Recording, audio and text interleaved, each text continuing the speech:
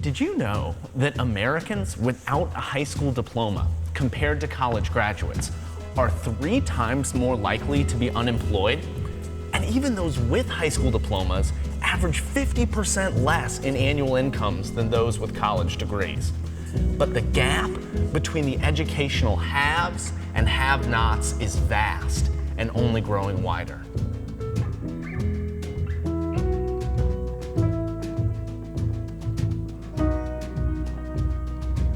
Take Jennifer, a 4th grader born into the poorest 20%. Without a college degree, she has only a 5% chance of reaching the top, compared to a 45% chance of staying in poverty. With a college degree, she's more likely to make it to the top quintile than to remain in the bottom. A quality education makes an enormous difference. But it'll be an uphill climb because Jennifer's family will have fewer options for where she can attend school. Wealthier families can afford to live in better school districts or pay for private schools. Jennifer can only hope that the local public school is decent or take her chances and try and get into a magnet school or a charter school. The truth is, our education system stacks the odds against the poorest children, like Jennifer. But here's the thing, it's not a spending problem. In inflation-adjusted terms, the average yearly spending per student from 1970 to today has more than doubled. Some of the cities in the United States with the most grinding poverty actually spend amongst the most per student. Since 1950, while the overall number of students has grown 96%, the total number of teachers and staffs has grown 252 and a whopping 702% respectively. Jobs are opening for Miss Penny and Principal Jones, but it's not working for Jennifer. The problem with the American education system remains just that, the system. The way we pay for, organize, and regulate schools does not foster innovative and entrepreneurial solutions. School districts have become bloated bureaucracies that stifle creativity. Principals spend more time filling out paperwork and checking boxes on forms than acting as instructional leaders in their schools. Teachers have to teach to a narrowed curriculum to maximize scores on standardized tests. It's demoralizing, it's dehumanizing, and it hurts kids like Jennifer. The good news? We can change it.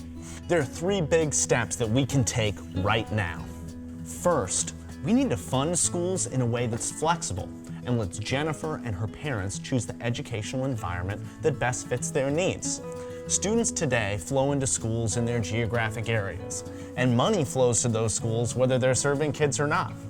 Vouchers and charter schools are better, allowing students to take funding to the school of their choosing and increasing competition. But even this system funds each child in a lump sum and requires each school to manage their students' entire education. A better system would make the dollars for each student flexible, so Jennifer and her parents could customize the best education for her. Course choice and course access programs allow them to divide up the money and spend it with various providers, getting her the help she needs with history or paying for Mandarin classes because she wants to go into business. Similarly, education savings accounts would help her pay for private school, for tutoring, or for speech therapy.